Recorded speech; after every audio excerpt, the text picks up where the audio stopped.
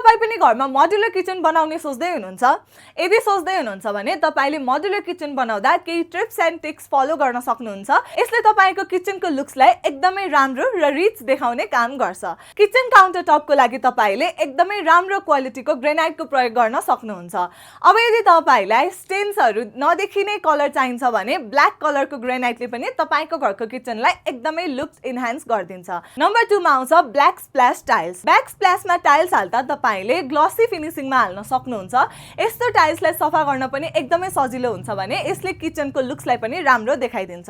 Number 3 kitchen plywood. Kitchen plywood छान्दा तपाईले working area अनुसार डिफरेन्ट ग्रेड्सको प्लाइवुड छान्न सक्नुहुन्छ र त्यसैगरी तपाईले आउटर सर्फेसमा एक्रिलिक अथवा ल्यामिनेट प्लाइवुड प्रयोग गर्न सक्नुहुन्छ। यस्तो खालको प्लाइवुडको फिनिशिङ एकदमै राम्रो हुने भएर तपाईको किचनलाई राम्रो देखाइदिन्छ। नम्बर 4 मा आउँछ मिनिमम एक्सेसरिज। तपाईले किचन क्याबिनेट्समा जति मिनिमम एक्सेसरिज प्रयोग गर्नुहुन्छ त्यति नै तपाईको किचन मिनिमल र रिच देखिन्छ। त्यसैले तपाईले किचन क्याबिनेट्समा अनावश्यक हिन्जेसहरुको प्रयोग नगर्नु होला। त्यसको सट्टा तपाईले हाइड्रोलिक डिजाइनमा क्याबिनेट्स बनाउन सक्नुहुन्छ। यदि तपाईलाई मोडुलर किचन बनाउँदा काम लाग्ने यस्तै अरु टिप्सहरु थाहा पाउन मन छ भने कमेन्टमा मोडुलर किचन लेख्नु होला।